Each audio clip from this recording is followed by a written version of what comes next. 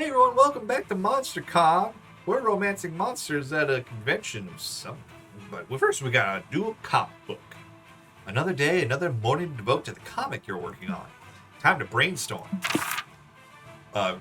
Jack, what's a red flag you can't let slide on a first date? They lack street smarts. They don't know a single cow. They don't own a single cow. Reducing the chances of having tasty, chalky milk whenever you want. Their appealing cooking skills are a lie. They're just being controlled by a rat under their hat. They have to live in the sewers, which probably affects their personal hygiene. This one? Yeah. Creativity and fun went down again. Why haven't you yet finished that big project you told everyone about? You want to fuck a lot of people first. An ancient curse? A creature living under your bed told you that you should wait.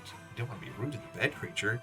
Big oil is pressing you not to. They probably feel threatened by you, as they should.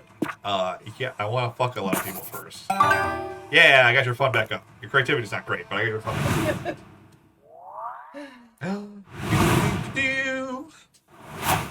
Gloria, stop. Fun was this one, so I'll save. Or you want creativity, don't you? You need creativity. Yeah, I'm probably not going to be able to ask Zoe with my creativity so fucking low. Yeah. I don't know why. My smarts aren't gonna get that great. I should be smart. Sit down to watch a panel on how to break the ice and make friends at cons. The panelist admits they have no idea they hope hosting a panel will force them into being more social. What an honest fellow! During the Q&A, a group asked the panelists if they want to join them for dinner and drinks. It did work! You gained 2 smarts for learning this cool trick to break the ice. Next year you may host a panel yourself. You must have dozed off during the panel because you wake up in the middle of a Liam Prom cosplay contest. Liam and Zoe are chatting with Nico on the sidelines. I'm not sure if this is part of Liam Prom Or the figurine. Yeah. Alright. So, which Liam are you cosplaying? Cartographer Liam, brooding anti-hero Liam, Liam with the septum ring? This must be the figurine because they are not dressed up. Yeah. Oh, now you're switching to that one. I went with classic Liam. What do you think? Wow, that's impressive. Where'd you get such an accurate costume? I found it in Liam's suitcase.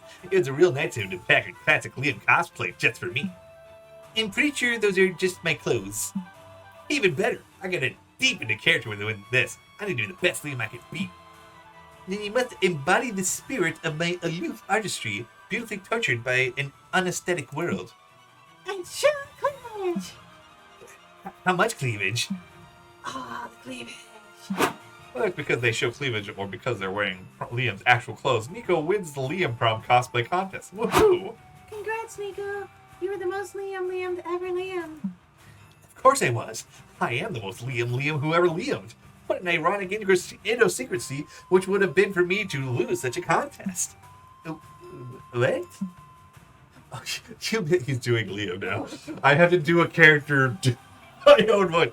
You misunderstand me? How passe. Only the true Liam could understand his own superior jargon. You must be some inferior poser.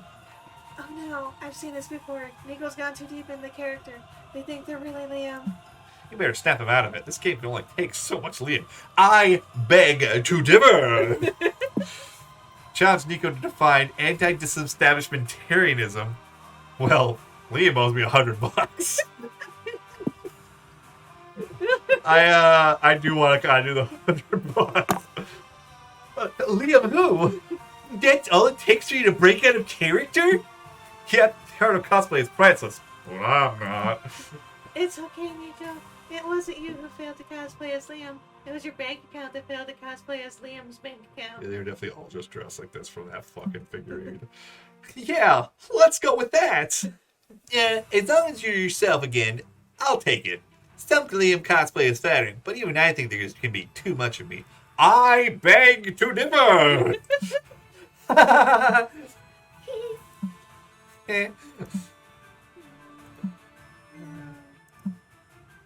Okay, but are you paying me back or what, Liam? Fine. He gives you $100, even though you 100% made that up to Nico out of character. Nice, you gain 2 bullets but lose 2 smarts. No, I didn't get the smarts. Creativity. Which was this one? No, 10. You're in front of the hotel wasting time. A taxi stops in front of you because why else would you be standing there doing nothing? You're too embarrassed to tell the driver, so you get in and he takes you for a ride. Wow, this city is great. Skyscrapers, several plasticism? Museums, suspicious holes in the ground. No wonder they set up the con here. This truly is one of the top cities worldwide. Too bad these aren't locations in the game, so there's no art of them. But you can imagine them in your head and gain true creativity in the process. Oh boy. Later, with feet sore from walking and arms sore from carrying all your impulse purchases, you head back to the hotel with Zoe and Maid. Oh, I'm exhausted. Is this like Banjo-Kazooie looking ass? Oh, these are cute pajamas. Me too. I love doing these kind of things, but they're a lot of work. No kidding. This is the first time I've been a featured creator at a convention. And don't get me wrong, I'm super grateful. But between the round tables, the panels, the meet and greets, and just generally being on all day, I'm about to crash and burn. Crash and burn. Yeah, fame can be tiring, but I pushed through because I love it. This was not the clown. No. Yeah, that was the clown. This is the clown. Yeah. And because and the club, if people ever stop paying attention to me, I would literally die. They are finally, after like 3 episodes, got the clown voice right. I meant figuratively. No, I didn't. So what do you do to decompress after long days like this? Cry in the shower. Sometimes I practice my guitar or stream Minecraft to redo my makeup over and over until it finally covers all my flaws. Well, but none of that's even Hey, relaxing. playing guitar is relaxing. Minecraft can be relaxing. It can be. Jackson, this is an emergency. We gotta help April relax. Stay. But I only have these 5. If your lives are too stressful, just live someone else's. Go to the hotel bar and do some light role play. That actually sounds kind of fun. It's time for some prank calls. Tell whoever answers the phone that you kidnapped their daughter to demand $12,000 for her safe return. Pranked. We'll do the top one. Okay. Yeah. The bottom one. They're gonna turn into fucking Taken real quick. Yeah. Yeah, fucking Liam Neeson breaking her, just I think stab sewing needles into her legs, or not even sewing needles. They crocheted. He did it to a guy. It was not cool. Okay, I'm so tired of being Cameron 24/7. It'd be nice to be a regular gal for once. You all arranged to arrive separately, so you act like you just met. Go to the bar a bit later and find Zoe drinking a beer in a booth. Hello, stranger. I'm Dr. Penelope Torrance. My passions are open heart surgery and kaijus, which is what brought me to this con. At least you kept it at least somewhat noticeable.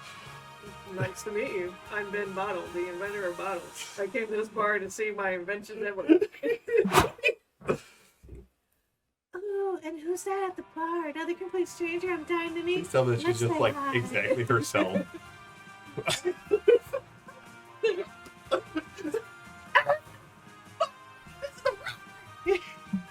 She fires a gun into the air. Everyone screams as high. She grabs the cash register. April, what are you doing? Who's April? I'm Velma Valentine, wanted criminal, but the cops will never take me alive. April, this isn't what wordplay is. April's not here, motherfucker! She shoots you in the leg and flees the scene. Damn, why did so many of your plans end with you bleeding out? Don't worry, Mr. Bottle, I'm a doctor, I'll save you. Zoe, you're not Shh, save your strength. You need open heart surgery, good thing you look taking this. Bartender, give me your sharpest kitchen knife and your strongest liquor. Oh, and pour Ben a drink too, he'll need it. You pass out and later wake up in a hospital bed. Hey, Jackson, sorry, I kinda fucked you up back there. Turns out open heart surgery is a lot harder than it looks. At least you seem okay now. Can I make it up to you by treating you to fancy dinner? I've recently come into a lot of cash. You suppose that's a fair trade? You go to a fancy restaurant in a hospital gown, getting 2 creativity and losing 2 fun. But I got creativity, so I guess it's fun. Yep. Alright, I can't go back to smarts, so just do. Oh no, you can still do fun. So I will. Right? Yeah. You have a round. So I won't do fun. You can do fun. I will do. Oh, sure. Damn! You roll around the lobby and you find someone with your exact same cosplay. Unacceptable! You decide to solve this conflict in the traditional way. A knife fight to the death. The other cosplayer doesn't carry a knife, so he gets automatically disqualified. You were in the right to cosplay. You gain 2 bullets for always carrying a knife for no reason, and because I'm kind of scared of you. You, Liam, and Zoe are checking the convention center map with a microphone gets shoved into your faces. Hello, I'm a reporter with Channel 7 News. May I interview you 3 about your con experience? Of course. Why are you out of the fucking Maid outfit? I think it's a Maid cafe outfit too, specifically. It is. Talking about myself is one of my favorite hobbies. He's not kidding. Liam's basically a professional Liam enjoyer. Excellent. So I understand that SpookyCon is attended by people all over the globe who consider themselves to be, and I quote, nerds? Have you attended the con today because you count yourselves among these nerds? Do not lump me in with the common rabble. I am not a nerd, I am a cultural connoisseur. As such, I'm here to see intellectually stimulating panels and lord my encyclopedic knowledge of TTRPGs over others. Thanks. On second thought, I'm here to report, not judge. What about you, Mitch? I'm a proud nerd myself, and I love SpookyCon. I'm here to buy merch and promote my fanfic, Liam Prom. It's a story where everyone in the world is a different version of my friend here, and the best part, there's only one dad. Almost 8 million versions of this guy and only one bed? Isn't that a bit inefficient? Yeah, inefficient and sexy. Please do not use my likeness to sexualize inefficiency. Too late. Fascinating. What about you, ma'am? Perhaps you could tell us your favorite thing about SpookyCon? I love the cosplay. When I wear this mask, nobody sees the girl who killed all those people in Utah. It's refreshing. What? My favorite thing about the con is that the invisible gorilla that wants to kill me isn't here. For now. Weirdly ominous reactions. I assume the top would be boldness, but like, what the fuck? Oh man, this is hilarious. I'm gonna have to go with that. I love the cosplay. I want to read this again just because I fucking love the idea of trying to act this out. When I wear this mask, nobody sees the girl who killed all those people in Utah. It's refreshing. It's like, whoa, that took a turn. What? What?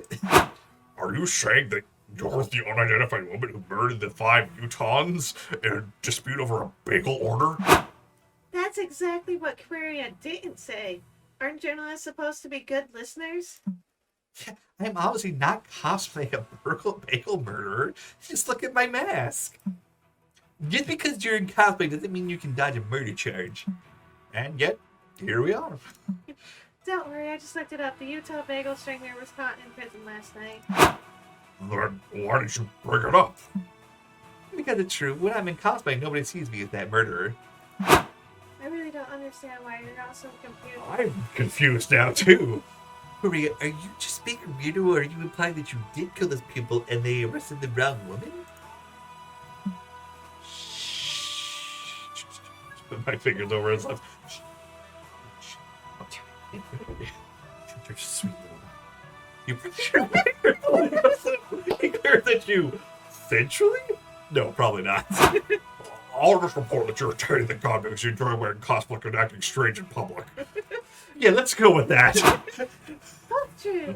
You'll get the hang of con culture in no time, buddy. I like how many times in this playthrough we have called the joke before it happens because of how much we played these games. You lose your creativity, but you gain 2 boldness for all but confessing the murder on the news. Yippee! Fun, right? Yeah.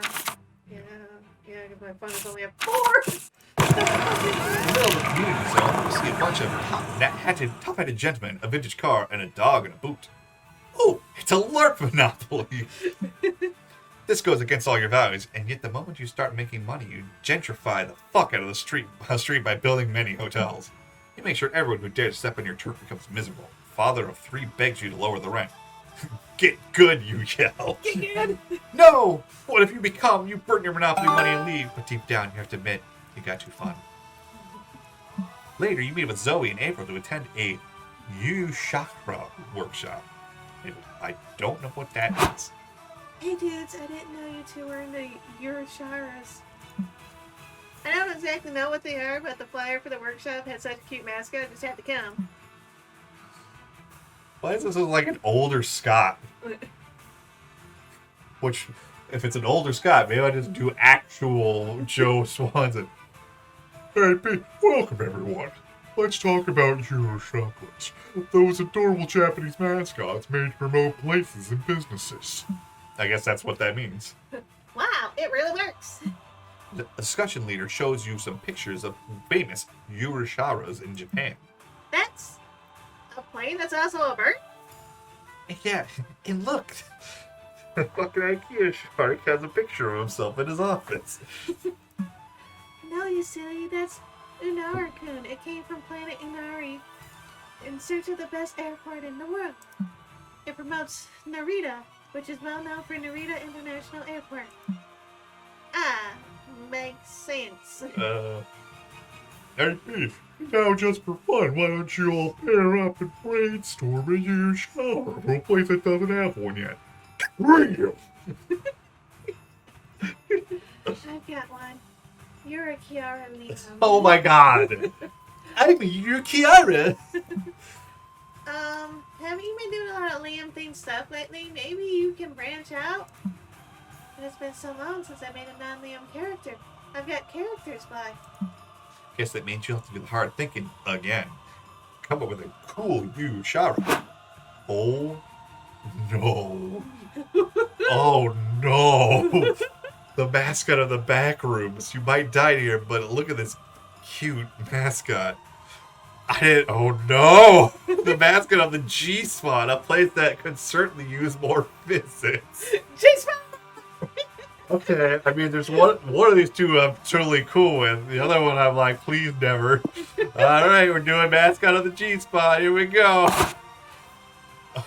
What is this new? Oh my god, preach! Don't be shy, April. I'm with you. There are plenty of people who visit the Republic of Zoe without checking out the G-Spot caverns. Sorry, ladies. Yeah, between you and me, not everyone knows how to honk it just right. Wow. Being a little attacked here. Honk it? Meaning give me an earth-shattering vaginal orgasm, of course! Oh, God, it's just really loud. I feel, girl. Sometimes it's like, do they need a map to the clit or what? I'm dying here. But clit and G's are two different Yeah, they're things. totally different things. Even I know that. I mean, most guys probably don't. Oh, I didn't know you have a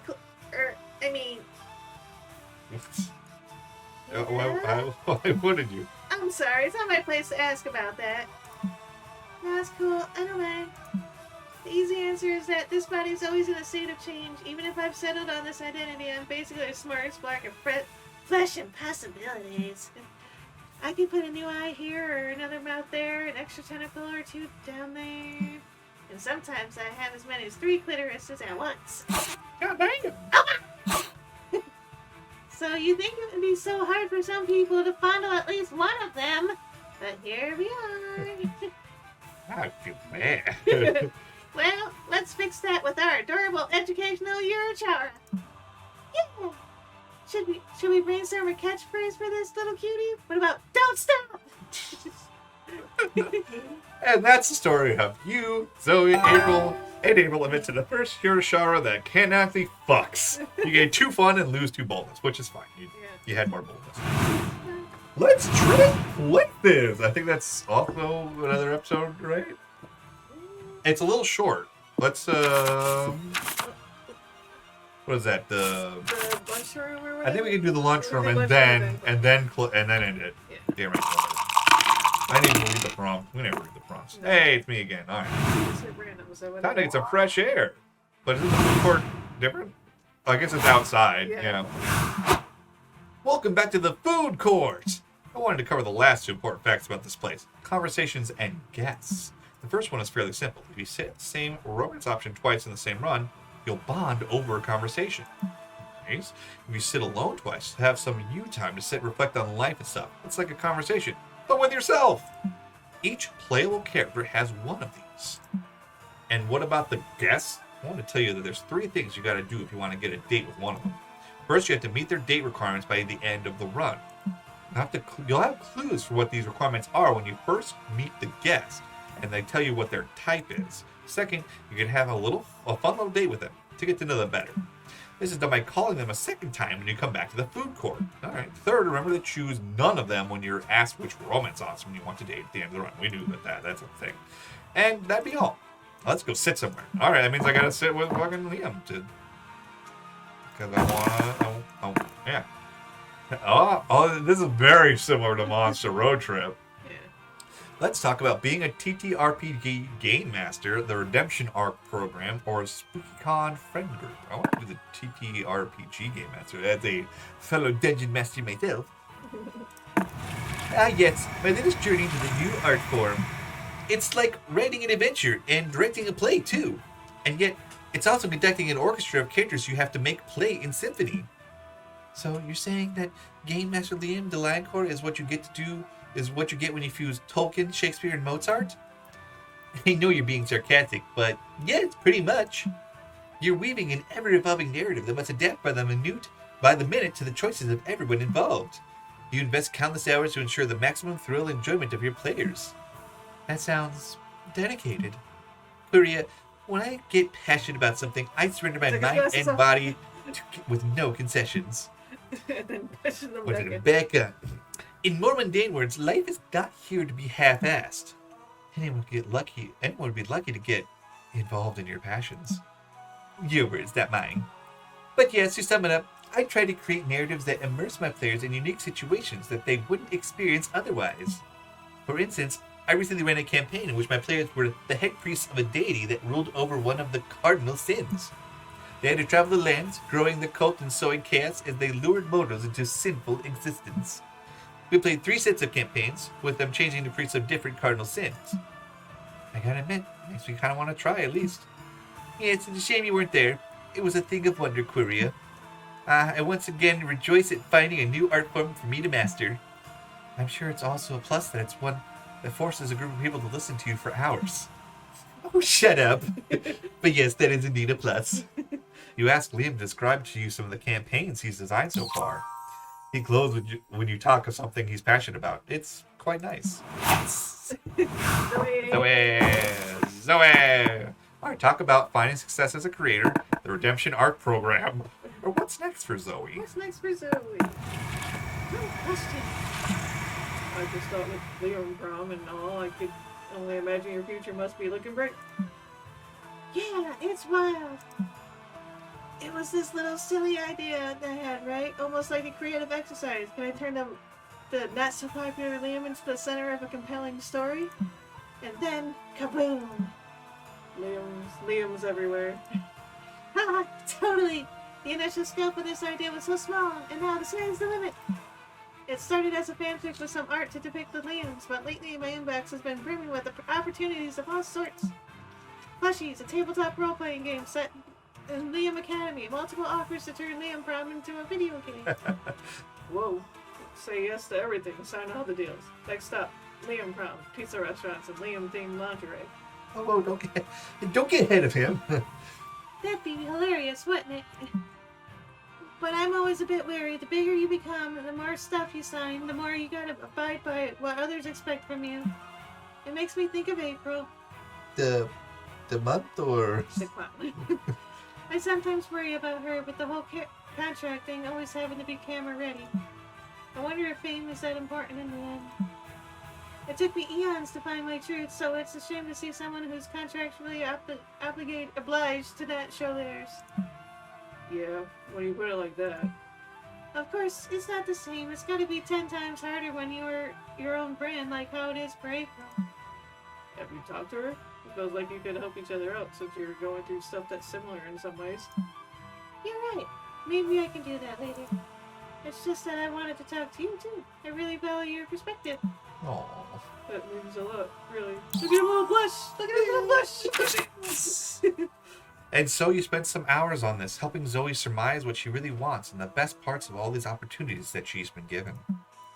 Hey, that's the end of this episode. We will see you next time on the finale of part 1 of the Monster Con. I don't know how I'm going to name these yet. Who knows? And if I keep going with the same one it was just like part 1.3. Yeah. So, Yeah. Something like that. we'll see you guys next time. Bye, everybody.